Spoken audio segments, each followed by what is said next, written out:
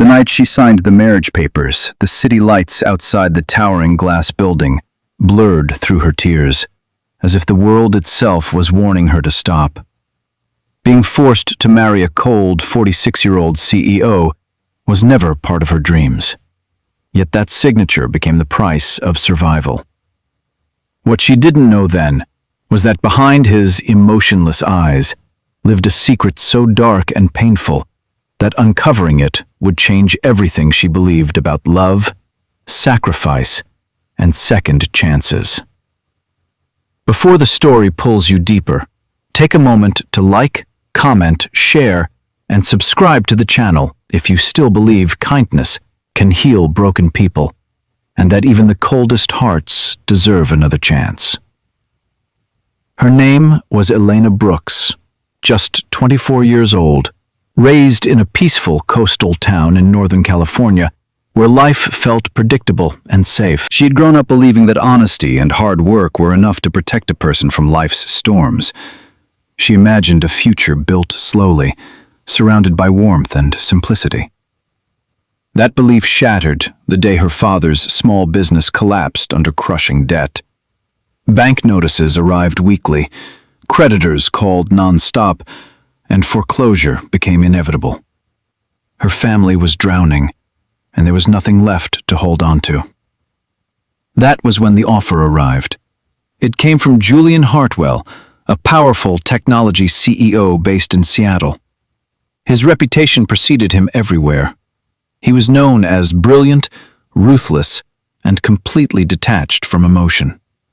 At 46, he controlled one of the fastest-growing corporations in the country. The proposal was simple and terrifying. Julian would erase every debt, secure her family's future, and protect them permanently. In return, Elena would become his wife. There were no promises of love, no illusions of romance. Just a clean, calculated arrangement. Julian Hartwell was called the ICE executive by the media. He never smiled for cameras, never attended social events unless required, and never allowed his private life into public view. Elena met him only once before the wedding. He was tall, impeccably dressed, with silver threading through his dark hair and eyes that revealed nothing. He didn't look at her with desire or cruelty. He looked at her as if emotions were a language he had forgotten long ago. The wedding felt unreal. It took place in a sleek hall overlooking Puget Sound, surrounded by glass walls and silent luxury. There were no friends, no laughter, only executives and legal witnesses. Elena wore a white dress that felt heavier than it should, burdened with responsibility rather than joy. As she stood beside Julian, she realized she wasn't beginning a life. She was fulfilling a contract. Life inside Julian's penthouse was quiet to the point of suffocation. The space was massive, polished, and lifeless, filled with steel, glass, and carefully controlled order. Julian was never unkind, but he was never warm. Everything Elena needed was provided without question, yet something essential was missing. Julian left early every morning and returned late at night. Conversations were brief, polite, and distant. She felt less like a wife and more like a carefully managed presence. Loneliness settled deep into her chest.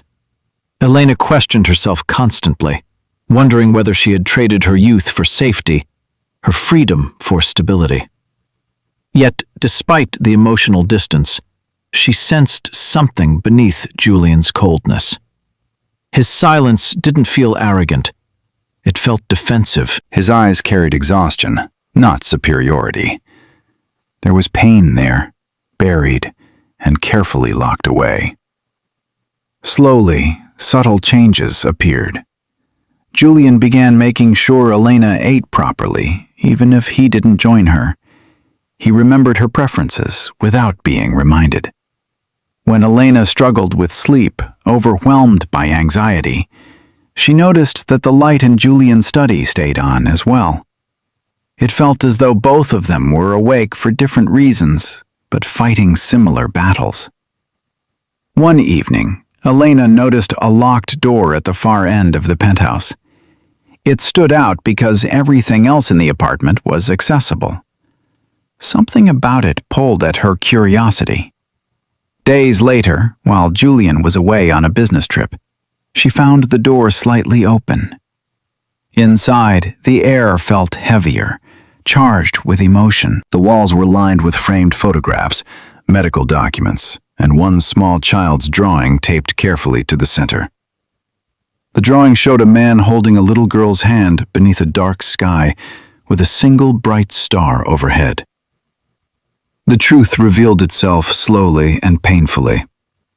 Years earlier, Julian had been married for love, not convenience. His wife had died in a tragic accident, one he blamed himself for every single day. They had a daughter together, a child born with a severe heart condition. Julian spent years fighting for her life, pouring everything he had into medical care, research, and hope. In the end, he lost her too. The grief destroyed him. He buried himself in work to survive, building an empire not out of ambition, but out of fear. Fear of attachment, fear of loss, fear of loving again. The locked room was not a secret born from guilt or wrongdoing. It was a sanctuary of grief, a place where his past remained untouched. Elena understood then that Julian was not cold by nature. He was frozen by trauma. His darkest secret was not cruelty or manipulation, but a heart shattered so deeply that it no longer believed love was survivable. Their marriage had never been about control. It was about creating stability without emotional risk, a life governed by logic rather than feeling. From that moment, Elena's fear transformed into compassion. She didn't confront Julian with accusations or demands. She didn't force him to talk. Instead, she changed quietly. She brought warmth into the house in small, intentional ways. Fresh flowers appeared on the table. Thoughtful notes were left behind. Meals were prepared with care rather than obligation. She respected his boundaries while gently reminding him that pain did not have to be faced alone. Julian noticed everything. He always had. For the first time in years, his home felt alive. He began coming back earlier. He sat with Elena in silence that no longer felt empty. The walls he had built so carefully began to soften. When Julian finally spoke about his past, it wasn't dramatic. It was tired. He admitted that he believed anyone he loved would eventually be taken from him. He believed emotional distance was the only way to survive. Elena didn't try to fix him. She simply listened. She stayed. And that was enough. Their relationship didn't turn into a fairy tale. It became something far more meaningful. Obligation slowly gave way to respect. Distance softened into understanding. Elena realized she hadn't lost herself. She had grown stronger. Julian didn't erase his grief, but he learned how to live with it without letting it control his future. Years later, Elena stood on the same balcony where she once felt trapped, watching the city lights stretch endlessly before her. This time, the view was clear. She had learned that sacrifice didn't always mean loss, and that broken people were not unworthy of love. Sometimes, the deepest wounds don't need to be healed. They just need to be understood. Before the ending, comment below and tell us what you believe is the most powerful force in healing a broken heart. And if this story touched your heart even a little, please like, comment, and share the video. Because sometimes, the coldest hearts don't need to be forced open. They only need someone patient enough to stand beside them until they remember how to feel again.